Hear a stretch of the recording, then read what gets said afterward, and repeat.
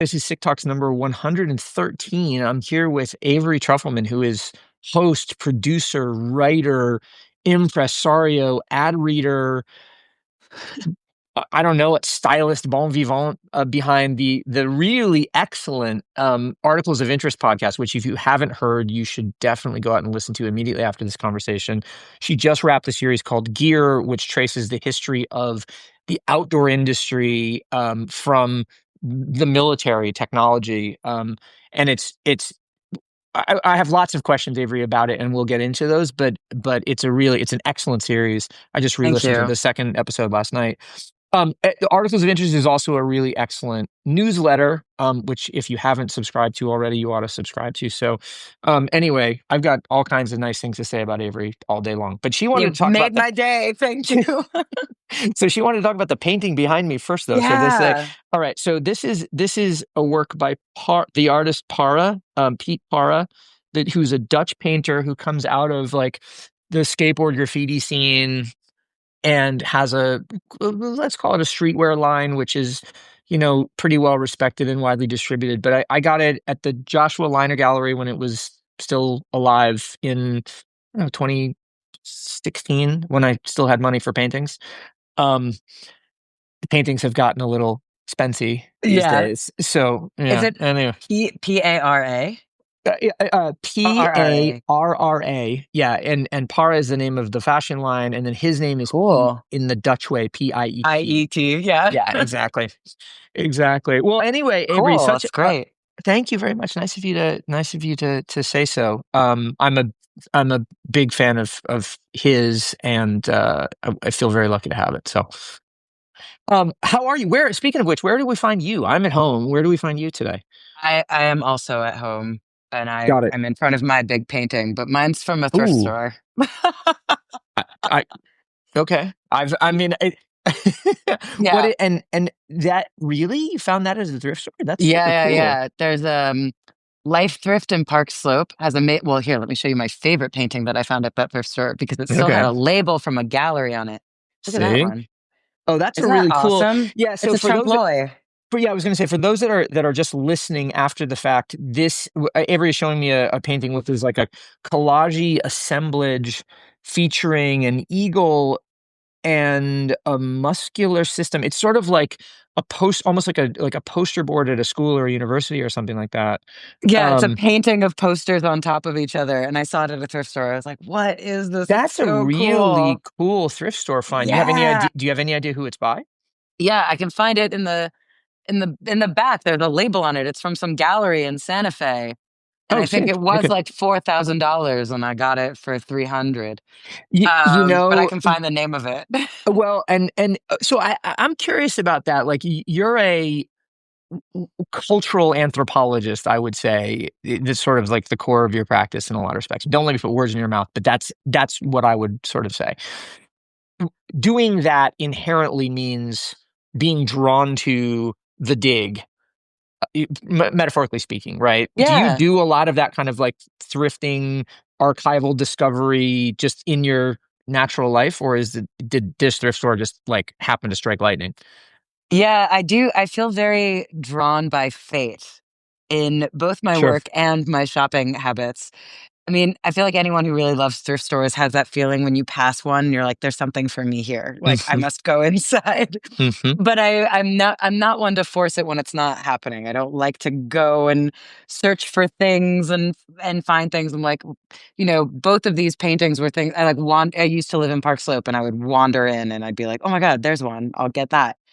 And I feel the same way about my work. A lot of it is very driven by, oh, I have a wedding in town. I'll see if I can like fit in an interview while I'm in this new place, or I'm giving a Right. talk in this place. Like, let me fit some interviews in. It all feels sort of like I'm stumbling and kind of throwing things together. And then at the end, over the course of many years, and then at the end, I have to be like, what did I get? Like, what am I working with here? Yeah, it's funny. I mean, my if you even call it a creative process, I hesitate to, but my process is very, very iterative and very um spontaneous. And the thing Hmm. that I thought was interesting about when we agreed to have this conversation a few weeks ago, I had started listening to the Gear series, and I was asking you how many episodes would it be so we would know relative to where the date was, like where we would be in the series. And you were like, it's going to be 7 episodes. I just have to finish the last one or two. And I was really struck by that because like the level, I mean, A, your background in podcast production, and B, the level of production and the work that goes into it is so extensive that to hear that you were still work in progress on the eventual end of the series was fascinating to me. I also thought that the last episode went a bunch of places that I didn't expect it to, and so uh that was also interesting too to reflect back on. Do you Oh, always work nice. that way? Are you always sort of finishing things as they are? Are you building the plane as you fly it always? Yeah, it's funny. I would say these things take like years to report, and then I make them in a matter of weeks, you know? Sure. It's like a Yeah. long run up to then suddenly like sitting down and working on it, especially with this last series since it was about the military. I just was like, I want to wait for a second because are we going to go to war with Venezuela? Like, what's happening? And I did a series about preppy clothes too, and Yeah. that Which is ending. great.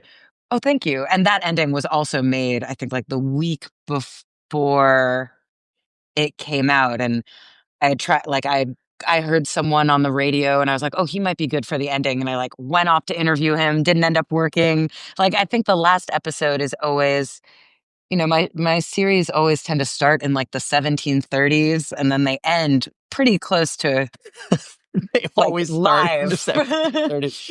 That's Yeah. And I feel like just I want to make them as something close. about the 1730s. I You just don't just know what it is. oh, it drives me crazy. I think it's such an annoying thing of the podcast. Like, well, first we have to start with like the founding of America. But I do try to make the ending as like close to real life insight. And I try to make it um it's also very much informed by the feedback I'm getting in real time from Yeah, of people course.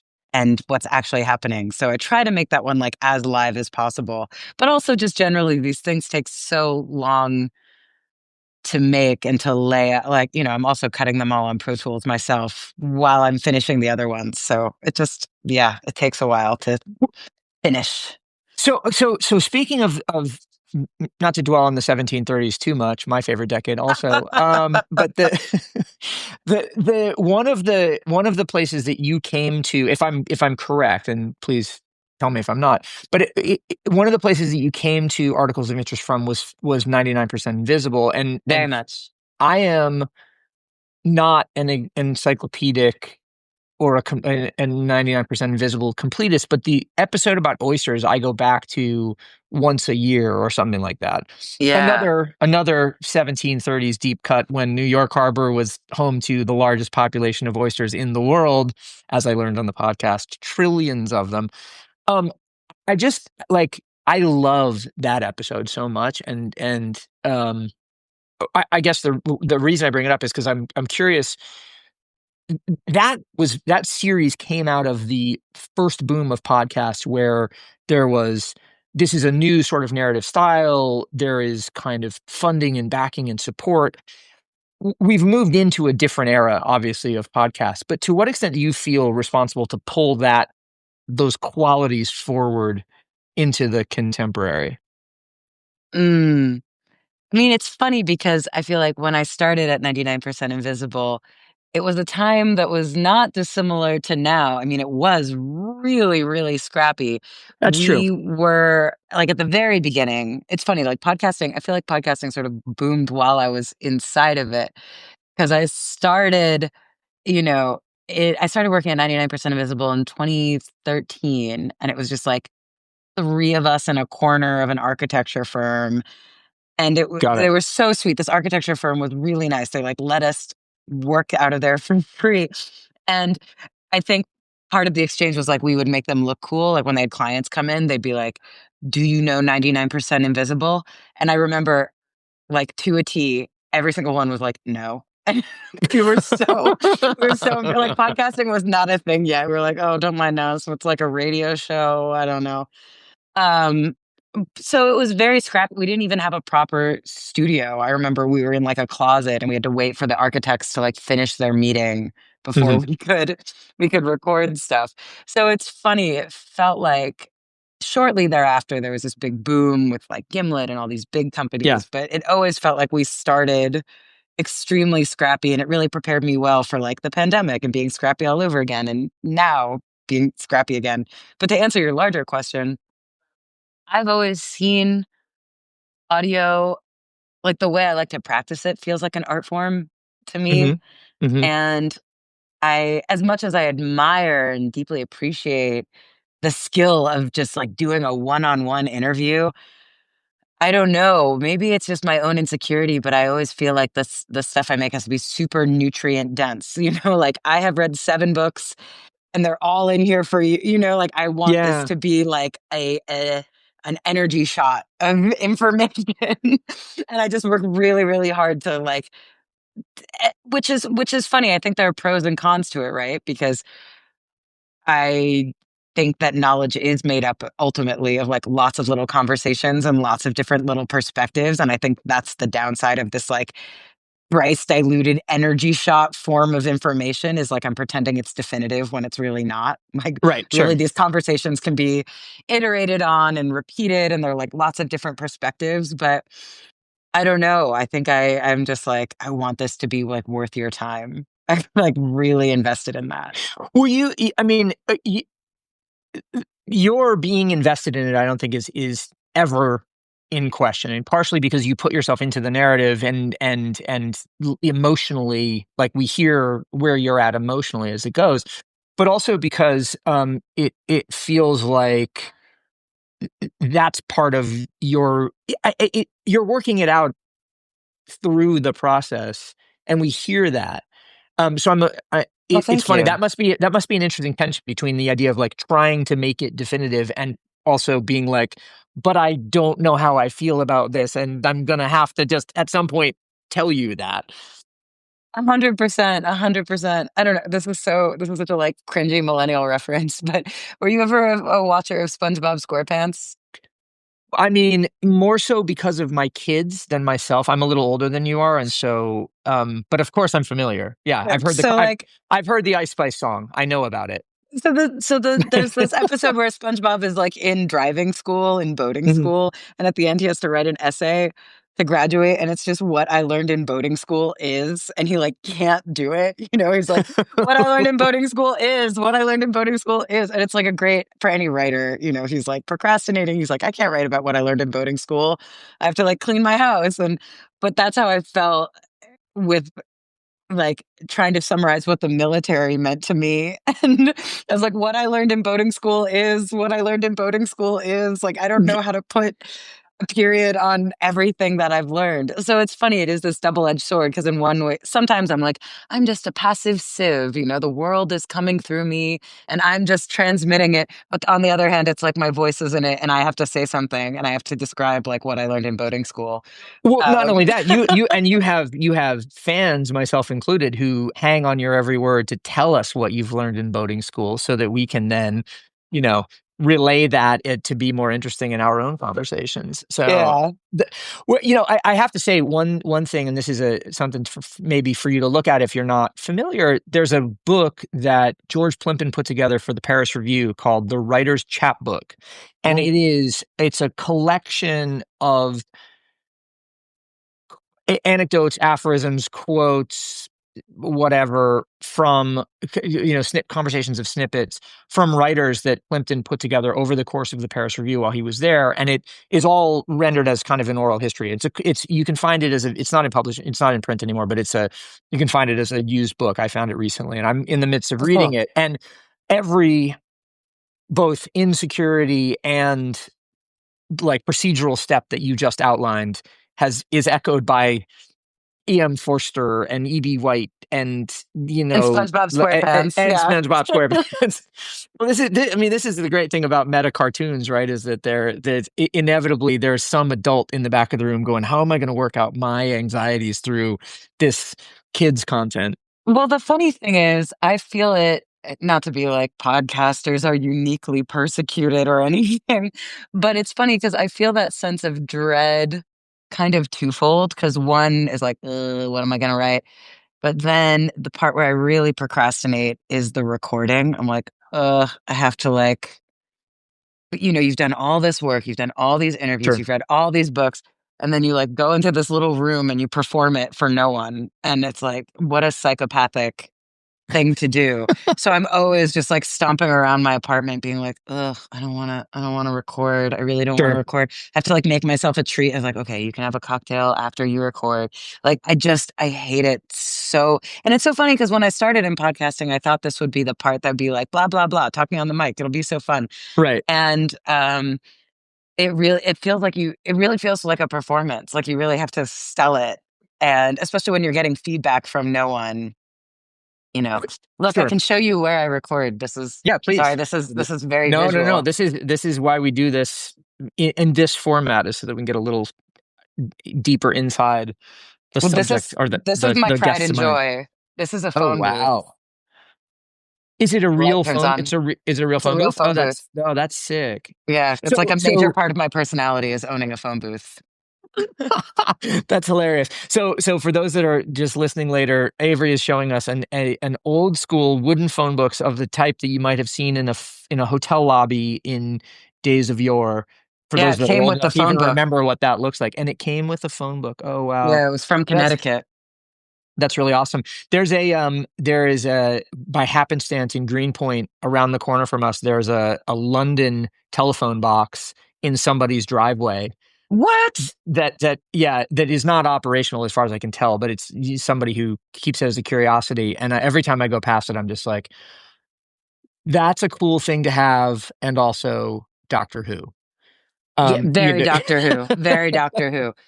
Yeah, I really went on this tear because the apartment that I'm in doesn't really have closets. And I was like, oh my God, how am I going to record? And I looked on eBay and someone was selling this phone booth for like $200, which is significantly less than a whisper room or any of the high tech stuff. sure, yeah. And so me, an idiot, just went ahead and bought it immediately. I was like, and it's in Long Island City. It's so close. So I just bought it and I didn't measure the door and it didn't fit in my apartment.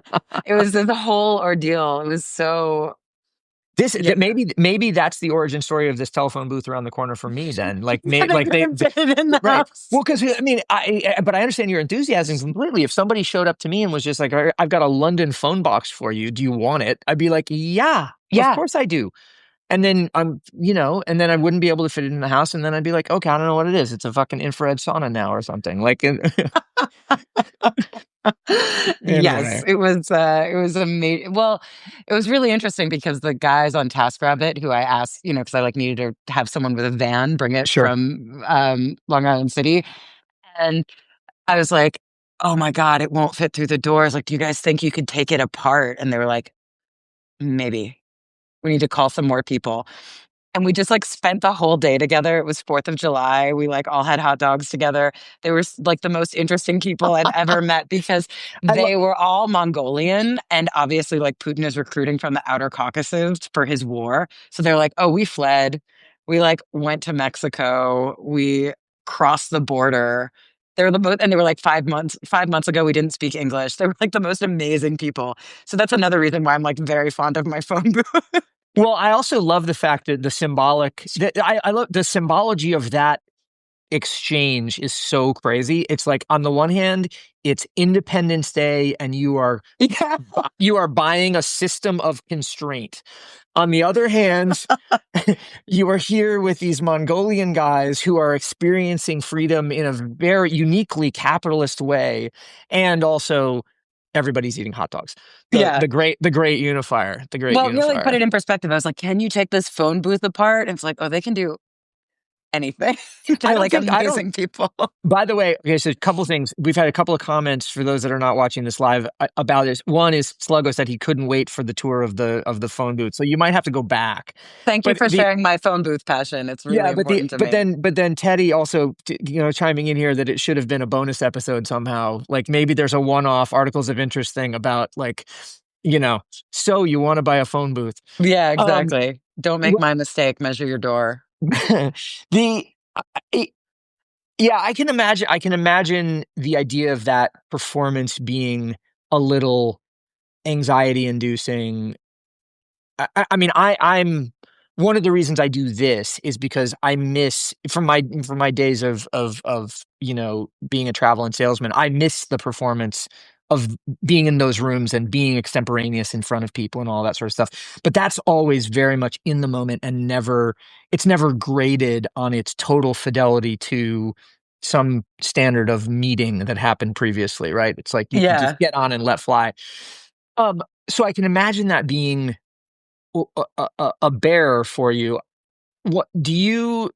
But you are so good at it in the end, right? However long it takes, and however many private struggles you have to get there, you're so good at it in the end. I wonder to what extent you think of yourself as not a podcaster but a performer, because I think, to my mind, that's where all of the podcasts. That's where the podcast universe ultimately goes, especially because of the proliferation of video, and also just the fact that you are as personable as uh uh I don't know what, like sociable, as photogenic as, or videogenic, however you want to put it. Like, you have all of the characteristics that could make you a successful performer. Are you ready to admit to yourself that you are one? Yeah. You mean about the pivot to video or No, just, no, no, no, no. Never. No, oh yes, yeah. no, no, no. We are No, never no, no, talking no. about the pivot. Partially because I believe that whole thing was bullshit, and that we are all talking about a I transmedia agree. ecosystem anyway. But no, more what I mean is Here, like, here. it, Oh, it, seeing myself as a performer. yeah, yeah, yeah, yeah. 100%, 100%. And I think it's really important. Like I used to say, like written, produced, and performed by Avery Trufelman, to be like, this is a performance. Right. Um, and I really do think, when people ask me my advice on podcasting, first of all, I'm like, don't ask me. I don't have any good advice. Like, I'm a dinosaur. I'm like from this old era of like This American Life and Radio Lab, where like we're not very commercially viable. But Okay, that's total horseshit, but that's whatever. We'll talk about that later. okay, we can talk about that. It was just funny. All the like, yeah. As I was like, I wonder what my hourly rate would be if I really broke down how long I worked on it, and it would Sure. probably be like pennies. But I feel like the big advice that I give to anybody who's like thinking of starting podcasting um, is like I learned the most from the torture of listening to yourself and like listening to Mm, my old interviews, because now we live in this world. I use this technology too, where everything can be automatically transcribed and you really like don't have to listen to yourself. But going back and listening to my interviews and hearing the ways that I like asked a bad question or like interrupted someone there, or all the cringy stuff when you're sure. when you're listening to yourself, it's helped me. And I've been doing this since I was 17, like making Wow. radio and listening to myself. Yeah. And How so did I've you? just spent so much time with my voice. I feel like that's part of being a performer. Is like I've studied myself and I know I have like a very strong hold on the way that I talk and the way that I sound, because I have spent hours and hours and hours in the agony of listening to myself, and it never gets better. I hate listening to myself. Even now, I mean, I'm surprised. I would have thought that there's a certain degree of I don't know what tolerance you build up, and that the I can imagine transcribing by hand being very much that painful process. Yeah. Not only because on the one hand it's confronting insecurity or whatever, but also just the time that it takes, right? Whereas now, because you have these automated processes, and really what you need to do is go through and proofread Yeah. it, you have maybe less exposure, but that's still the case. Still feel it. I still listen to it because I think it's important to like hear the tape. But I definitely, well, it's twofold, right? Like we're not used to hearing our voices through our ears. We're used to hearing it reverberate in our head. And so when you hear it like enter your eardrums, you're like, who's that? So like on an Right. aesthetic level, it's always like, ugh. And then I don't know, there're just so many times when I'm listening to tape when I like interrupt someone or like I ask a shit follow-up question, I'm like, what are you doing? Or the worst part is when I get too excited, like someone's showing me some nerdy thing and I'm like, oh my God. Like that's so I'm like, shh, like calm down. It's like it gets embarrassing, but I think it's like that's how you learn how to regulate and perform Sure. once you the way that I think about it is everyone knows what it feels like to have a really good story. Hmm. When you're at a dinner party and someone's like, Ben, tell the thing. And you're like, all right, like, here's my thing. And how to tell this story. Like, Yeah. what beats work, what Yep. people like. I try to get to that place with my stories, but I have to do it quickly, like without the benefit of workshopping them. So in a weird way, I'm always borrowing from my past, being like, okay, this is the tone that I do when I do this. This is the tone that I Sure. do when I do this. I'm like studying the way that I talk as a normal person to replicate it on the radio. It sounds Talk. insane. No, no, I understand it completely. Talk about, so speaking of that, starting in radio at 17, was that a community radio station or a college radio station? Was that like an internship because you were an overachieving high school student? Like what was that? I don't Well, know. yeah, well, I am a Nepo baby, which is important to acknowledge, even though being a public media Nepo baby is very different from being like a Hollywood Nepo baby. But my parents met working at WNYC. Ah, okay, And gotcha. so the radio was always on, and they were always, they would tell me these stories. Like, oh man, I should show you this. I have this picture of my mom when she was 26 working at WNYC with like her big 80s hair and her big 80s earrings. And they're like cutting tape with a knife and smoking cigarettes. And Allen Ginsberg would come in and they were like, it was so fun. And then I think for lack of other ideas, I was like, oh, I'll do that. Like, that sounds fun. And Got it. especially since the culture of working at a radio station to me felt, I was like, oh, I'll just read books and I'll tell the host what questions to ask. And I'll like get people coffee. I was like, this is a perfect job. I didn't think like, because podcasting didn't really exist yet. I was like, oh, I'll just work for some radio show. I'll work for some radio Right. host. So that was always the dream. And I was like, I'll just get started on it now. So I had internships before I went to college. Like the summer before I went to college, I interned at Air America, which was like trying to be the left wing Sure. equivalent of like Rush Limbaugh. Sure. But it's really funny. Like Mark Maron was there at the time. Rachel Maddow was there. Well, she had just left. It was like this very early incubator for a lot of like lefty audio people. And it's actually really funny. If you go on YouTube, you can still find a video of like a spoof advertisement that Mark Maron made. And it's my voice that's like narrating it. Oh, wow, cool. Um, it's very funny. But yeah, that was like an early, and it wasn't quite a podcast. Again, that was like internet radio. It was Sure. very different. And then I just like every summer did some internships and like did other jobs. But this was back when radio stations had like internship programs, you Oh, know? yeah, I mean, I never interned. I never worked in radio at any point, but I did internships like that at alt weeklies in Philadelphia when I was in Uh, college and all that kind of stuff. So yeah, same idea. totally, totally. And then like my senior year, I got an internship at NPR. And it was like, I remember my year was the first year the interns were paid. So I was like really able to like live in DC. And I lived in a house with like 12 people who were all interns for the summer. DC turns into like the Warriors. They're like roving gangs of interns. What Like an I remember, amazing that's an amazing well, I metaphor. remember Like, we'd be yeah, at a yeah. bar and we'd be like, oh, here are the Capitol Hill, like Oh my God. here Everybody's they got come. their vests on and Exactly. Oh, yeah. here's the CNN crowd. Here they Oh come. boy, Like, here they go. Well, I mean, but yeah, having been one of the Vice guys for many years, I know what that sort of like see him from a mile away type totally. But thing it's is. funny, like you're wearing a hat from Dirt. Like Daisy and Man, I were yeah. NPR interns together. Like Oh that's how shit, we were know you each really? other. Yeah. That's so Yeah. funny. Yeah, It yeah. was By the definitely way, the most stylish intern for I sure. mean, Daisy's got it put together. I loved as a quick digression, I loved Daisy's comment on Tasteland a couple of episodes ago where she was just like, I bought jeans, which is unusual for me. Yeah. And it's just like He's yeah, so guys, chic. for those listening, Dirt has their logo hats are back in sale. I'm watching one.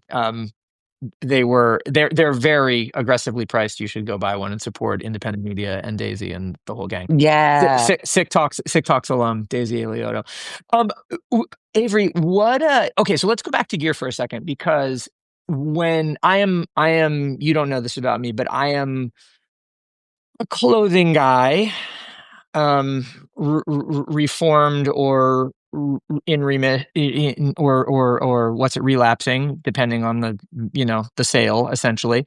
And I expected the gear podcast to be a little bit more like the history of prep one, in that it would be less concerned with I mean, let's just be blunt about it, like the military-ness of it. Like, I thought it would be more about the outdoor industry and would be more Yvon Chouinard and the North Face gang and all of that sort of stuff. And so the way that it went back to the military over and over again, especially in the last episode, was really striking to me. Did you intend that to be the case, or did it start out being like dudes on a cliff face, and then it inevitably got to homeless vets in Seattle, you know, or Yeah. actually the homeless vets weren't in Seattle, but the et cetera, Yeah. you know, Definitely the series, I wanted it to be about military clothes, like first and foremost, and then this outdoor industry connection just kind of made itself known as oh, I was interesting. studying it. Okay. I was Okay. like, "Oh my god, I didn't realize that they were so interconnected in this way."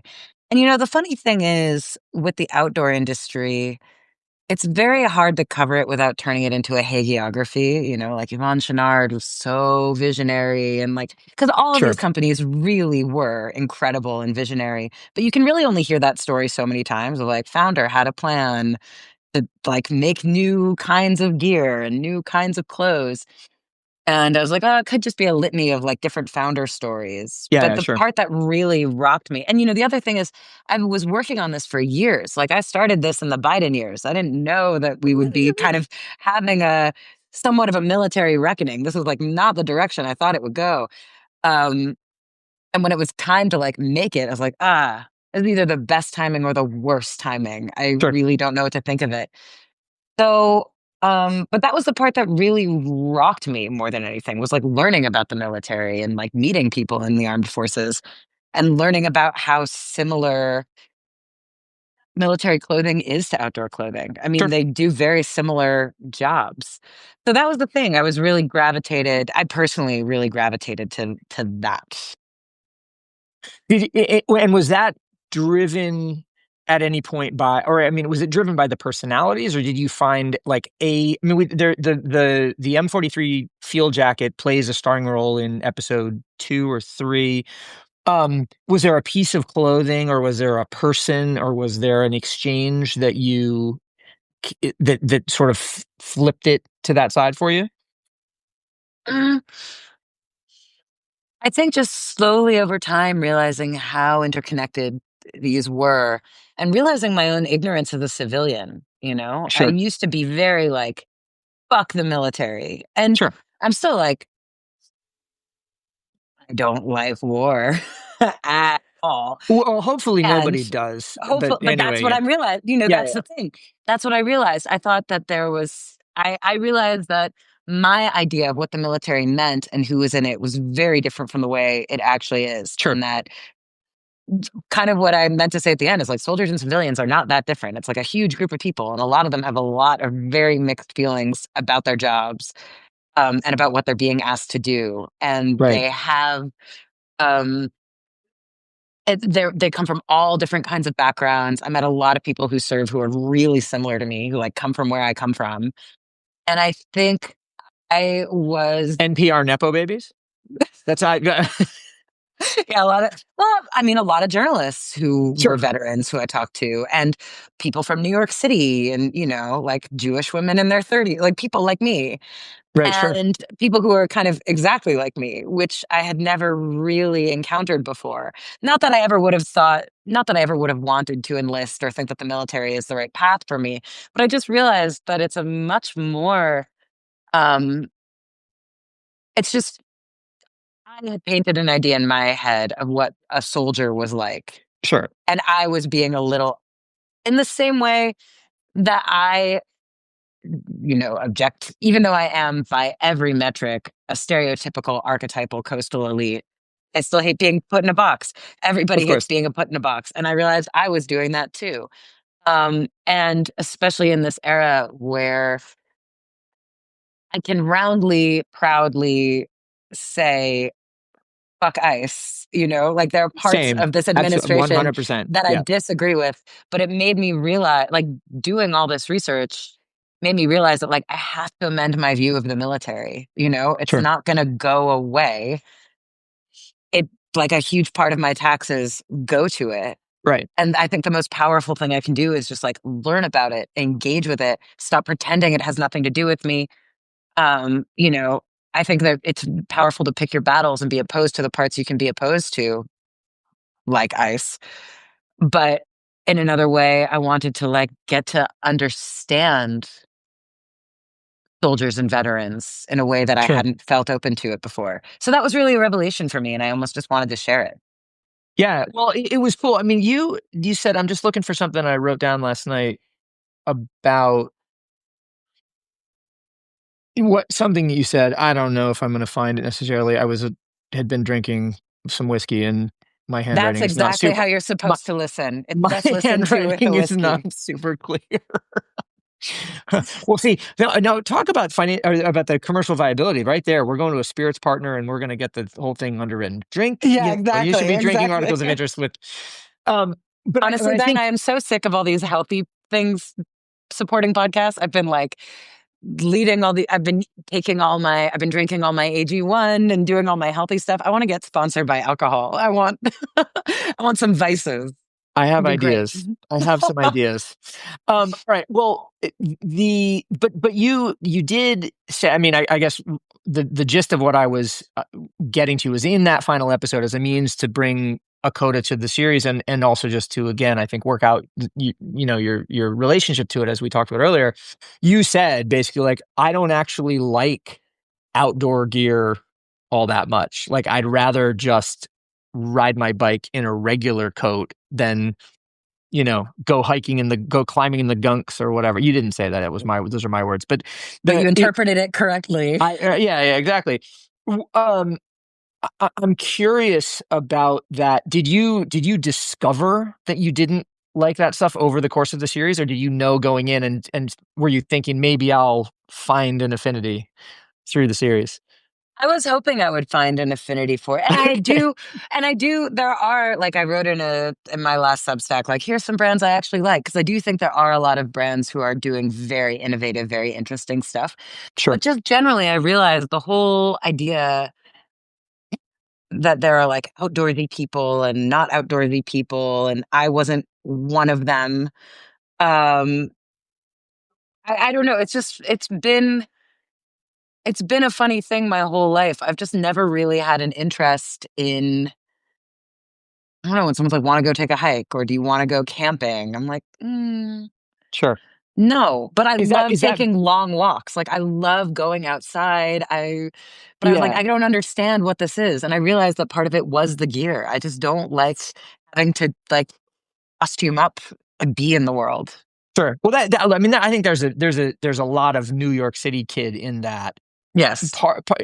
Partially because I come from Syracuse, from upstate, right near where Hey, yeah. where where um, Jerry was founded.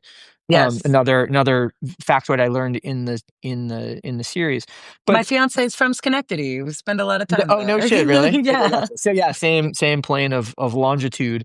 The the the thing that people in who grow up in New York don't realize is the extent to which people outside of the city spend in cars or indoors or whatever it is. Like there's a Exactly. true delineation between the indoors and the outdoors. Whereas in New York, like in order to be part of the city, you have to constantly be going in and out and confronting the elements, whether you plan to or not, and all of that sort of stuff. So I think it's an interesting vector there. Yeah. Well, So the other thing about it is I lived in Oakland for 7 years. You know, I lived in California for a all long right. time, never got my driver's license, but I did bike everywhere. Sure. And when Okay. people are like, "Oh, do you bike?" I was like, "No," and that was another thing. I was like, I don't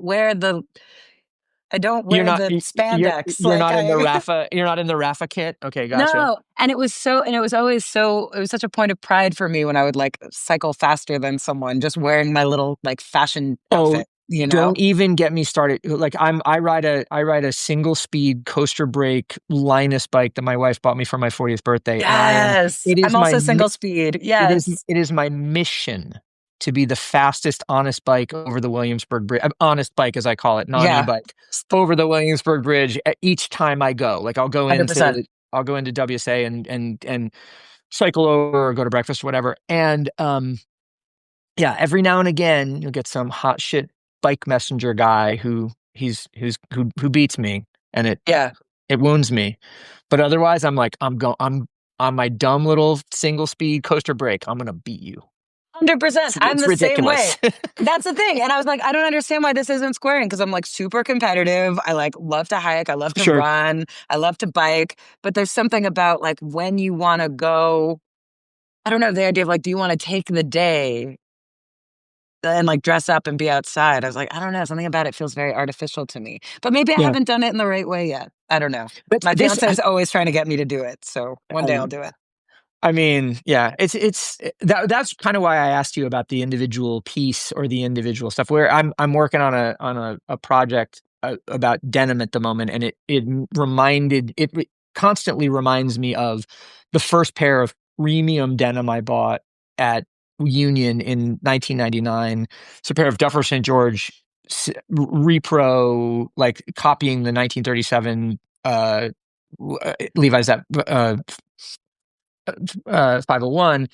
So it's hidden rivets and it's all of the dumb shit. You're aware of all of this stuff. But in any case, it like that garment was totally transformed my relationship to clothes and to worldview, especially because I paid $110 for them. They were on sale. This is in 1999. And I was just like, this is the craziest decision I have ever made in my entire life. And but I did it. I had gotten my first bonus from the record company I worked at the time, and I bought So them cool. and I took them home, and I still have them. I wore them on Monday, I love and it. it's like so maybe your relationship to that outdoor gear is just it's we're one Arc'teryx anorak away from. Yeah, maybe. Maybe. I don't know. It's so not my style. I don't know. Well, okay. So Yeah. let me. I love your like the duality of Avery and the this internal sort of dialogue that you have. Um, Moderating the panel at Nepenthes the other night must have Yeah, been really interesting in that regard, because you're totally. sort of like in all of these people who are both metaphorical and literal anoraks going like, we love this stuff, and you're like, yeah, cool. I know more about it than you do, but like how, so talk about that a little bit if you don't mind.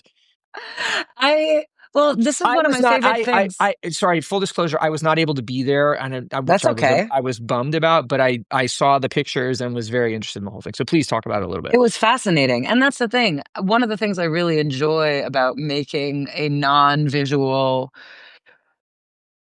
I was about to say product, but like telling non-visual stories about visual stuff, is that I love that it kind of circumvents taste in an interesting way. I think so many of us are trained as consumers. Like you see a Sure. garment and you're like, I'd wear that. I wouldn't wear that. Even when I see something in a museum, I'm like, oh my God, I love, like I would buy that. I wouldn't buy that.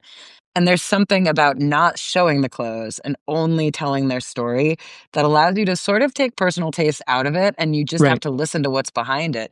Because I'm not a big fan of preppy clothes either, but I was very interested in what's behind them. Mm-hmm. Mm-hmm. And I think if you had shown a lot of the images of preppy clothes, a huge audience would be like, ugh, no, thank you. And, I think whatever. So that's the other thing. It's kind of not important what I think or if I like it or not. And I'm always flattered when people ask me, like, oh, what do you think of my outfit or what should I wear? I'm like, I'm not that kind of fashion journalist. I'm really not here to like express my preferences. I'm just here. I love when other people are passionate and I love knowing about our collective history.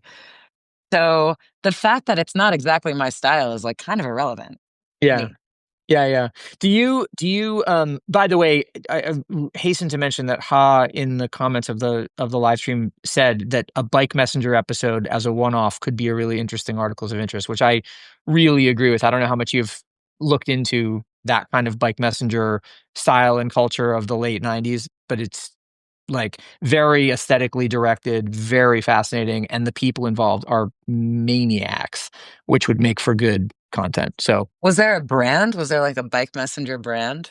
I was never a messenger, so I shouldn't speak to that. But yes, I reckon there probably were. So, It's very like interesting that you bring it up. Manhattan Portage, or Manhattan Portage, I guess probably is the way you would say that, was one of the messenger bags. The brand Chrome was built off of its messenger bags. There are a few others. So yeah, Yeah. we can offline, but that's a Well, it's interesting because yesterday I was interviewing someone for an episode that I'm working on about accessibility and dynamic adaptable design. And it's oh really interesting interesting. because Sure, she was saying that bike messenger pants are some of the only pants that are designed to be in a seated position, which is really interesting. Like when you think about it, all of our clothes are designed for standing up.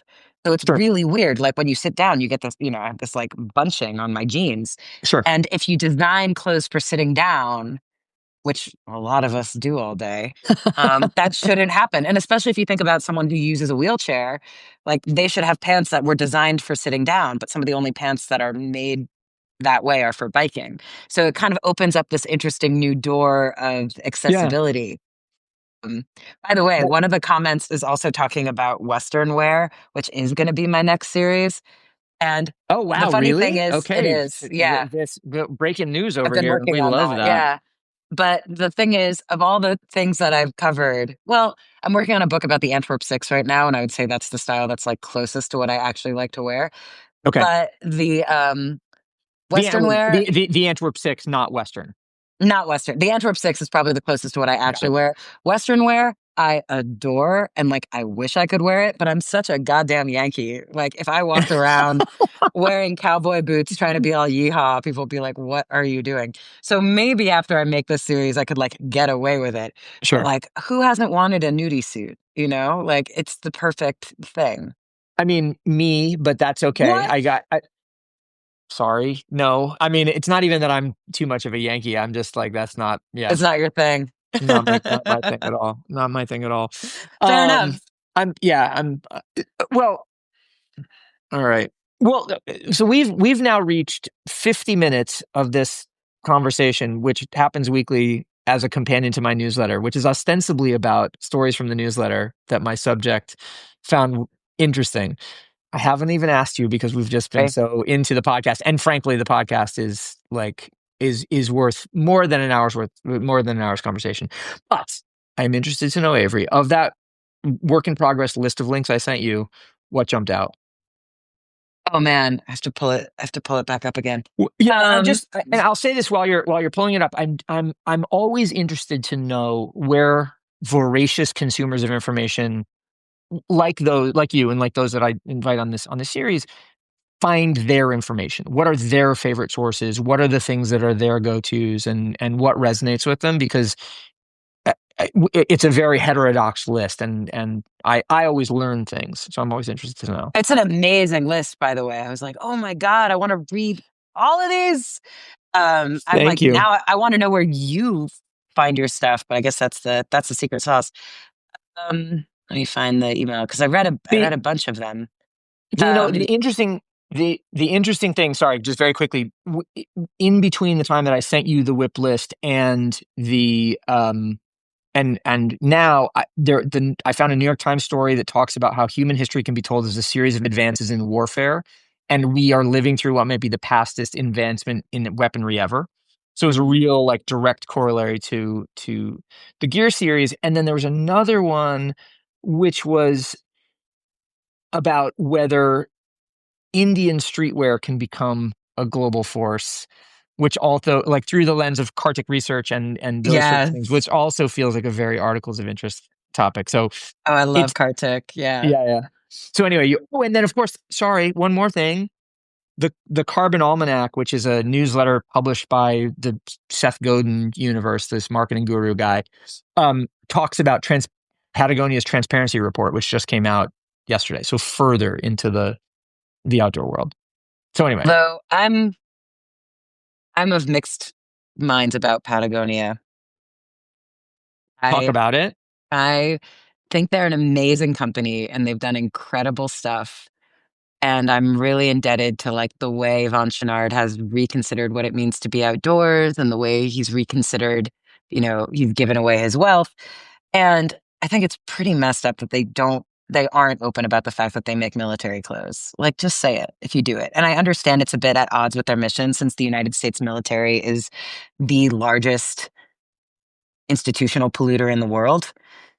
It is a little bit at odds with their mission, but like, I don't know. Don't, you know, the fact of the matter is, the U.S. military is not creating all that pollution through their clothes. It's through like jet fuel, and I think Right, there's sure. nothing wrong. Like this is what I learned is like there are a lot of elements of the military that I take umbrage with and I'd like to not support, but it's not like Patagonia is secretly making bombs. They're still making jackets. And like Yeah, yeah, for it's sure. okay for everybody to be warm, especially soldiers. And so that's the thing. I'm like, just say it. Just Yeah, acknowledge it. They really try not to talk about it. we live in a mask off era. It's like you ought to just like Just say it. just say it and own it. Yeah. And Yeah, also yeah. that makes it like it'll help make it less of a problem, you know? It's like making it sound more fiendish to like hide it, you know? Yeah, So for anyway, sure. that's my big bone to pick with Patagonia. It's like Okay. just talk about it. Got it. Um, but which is funny, especially for a brand that's so like, we're transparent, we're transparent. But okay, of course, the article about Gen Z renting clothes was really fascinating to me. Have you ever rented clothes? Never. Is it anything that appeals to you? No. And not because uh, uh, the mainly just because the math doesn't, or not, it's not even the math doesn't math. It's it's apples and oranges as far as I'm concerned. I'm like I just don't compute. Hmm. How about you? I have tried it a few Okay. times, mostly because I've been like sponsored by various rental companies in the past. And the stuff is not weird enough to me. I was really interested in that one company that the article highlighted that was like you can rent from other people's closets. I think that's really cool. But with a lot of these big Is that pickle? pickle, It's yeah. pickle, yeah. Yeah, I want to look into pickle because I do love the idea of like borrowing clothes, It's also such but a weird name. Like I love the yeah, name I do too, but pickle. I'm just confused by it. But yeah, I don't know. I just a lot of the clothes are very like generic, good, nice dresses. There's that one line in the piece where it's like, when I'm on the dance floor, I can recognize when other people rented their dresses. It's like, well, where's the pleasure in that? Yeah, yeah. That's like, For sure. This is a Business Insider piece, and it talks about how Gen Z is increasingly renting their clothes instead of buying them outright. Partially, this is as an ability to satisfy the like one Instagram post, one outfit urge that they were raised with. Partially, it's obviously Causey Lives and the whole affordability crisis, and then partially it's to participate in this discourse around the sharing or the circular economy or something like that, which I find bizarre. But yeah. yeah. I mean, why do you find it bizarre?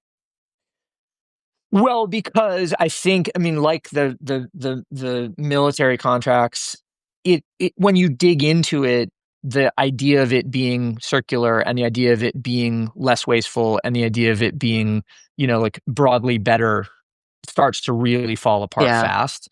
And Yeah. so, I mean, I guess my feeling about it is just generally like try to buy better, try to buy fewer, try to buy better if you can. I don't observe that very well myself, but at least that's the philosophy I would like to espouse, as opposed to this. I'm in the circular economy that is actually like a spiral down a weird drain.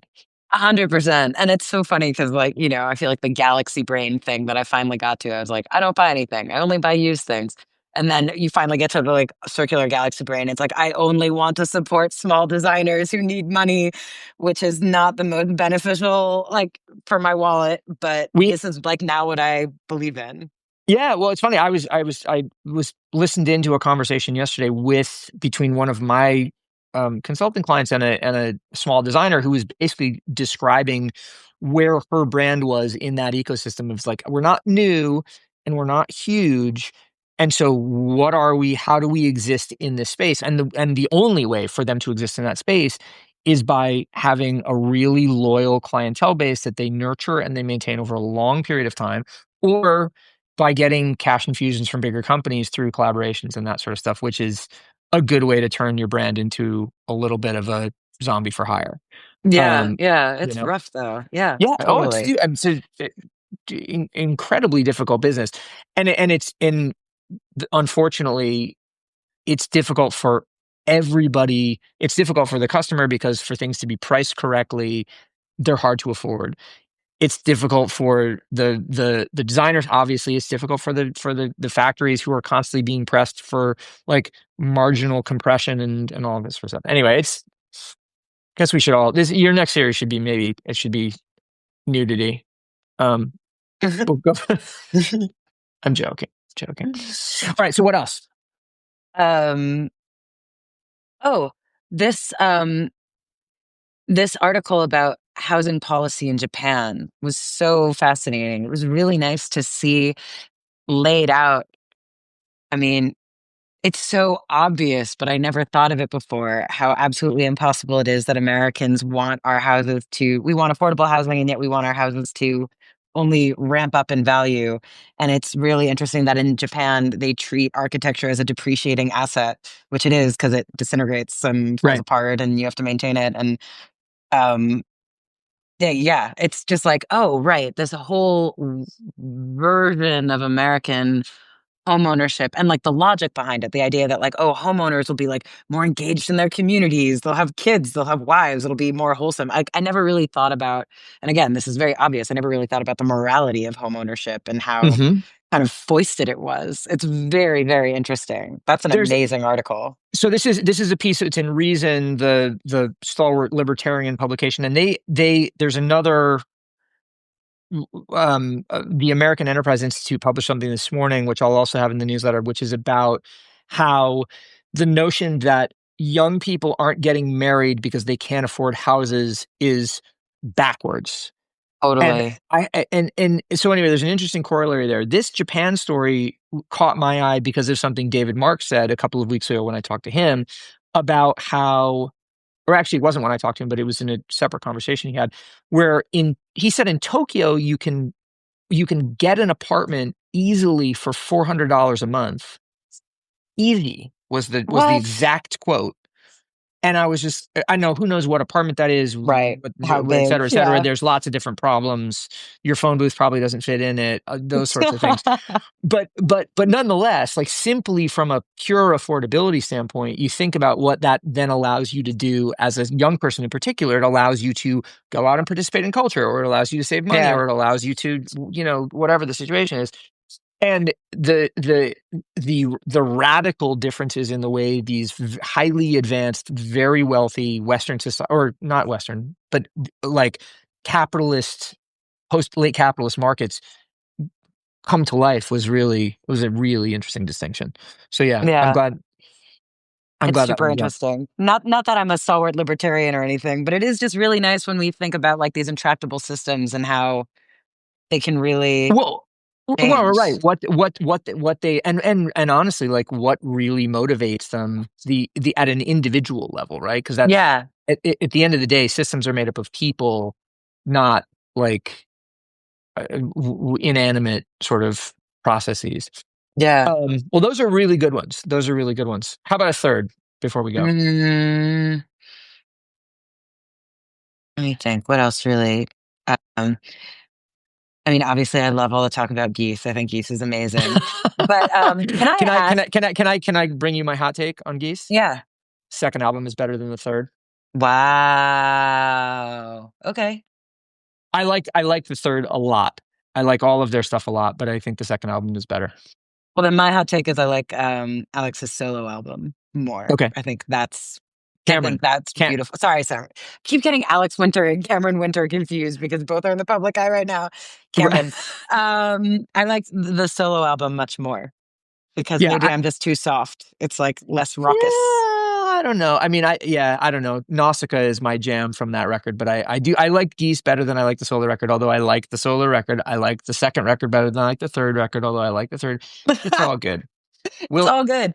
Yeah, we'll give Willie. I'm going to give Willie up in a shout and make him come on the pod. Anyway, go ahead. Yeah.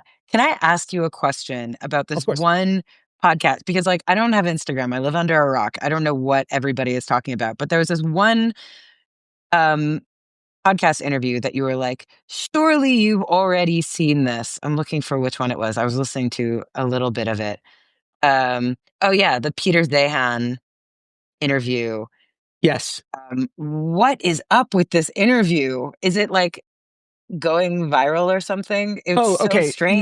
no, no, no. I am very lucky in that, along with my own like mental health exercise mania that it results in the newsletter every month, I have a bunch of people who send me contributions. Amazing. And by the way, if you're listening, your contributions are always invited. Please send them along to sick.substack.com. Leanne, who is a friend and a regular contributor, sent that, and so the surely you've listened to this is meant for me because he knows Oh, that okay.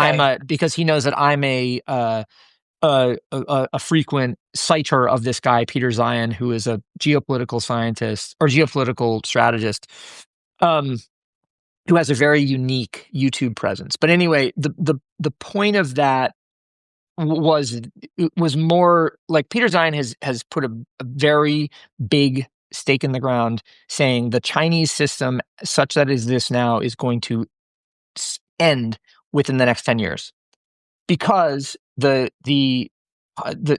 belief is demographics is destiny.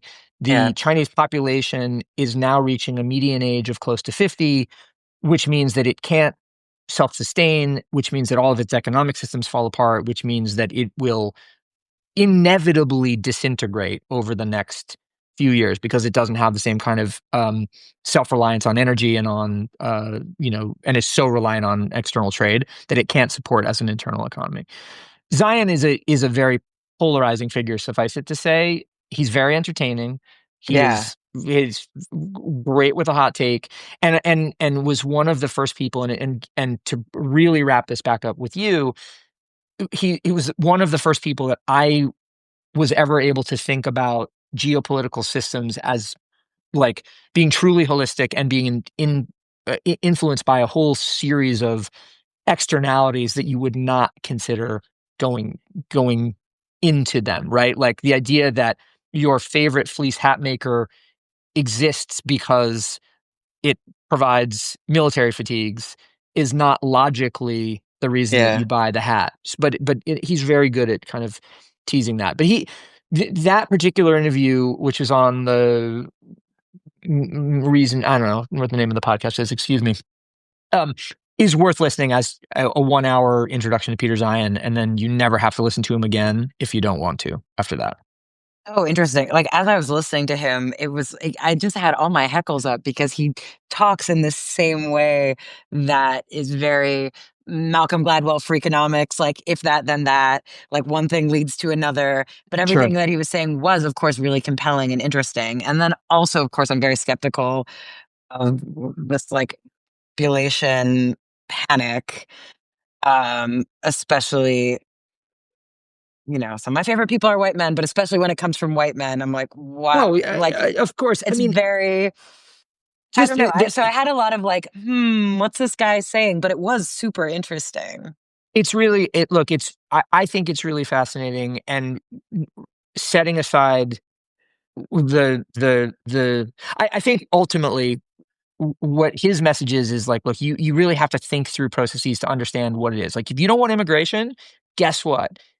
You have to have more kids or Right. the economy will collapse. Not right now, but at Right. some point soon. So it's like you want to do your fucking ice raids or whatever, you're going to kill your fucking economy. Don't do that, dumbass. And like, or anyway, that's my takeaway from all of it. But and you're right, he's very if this then that, he's very mansplainy.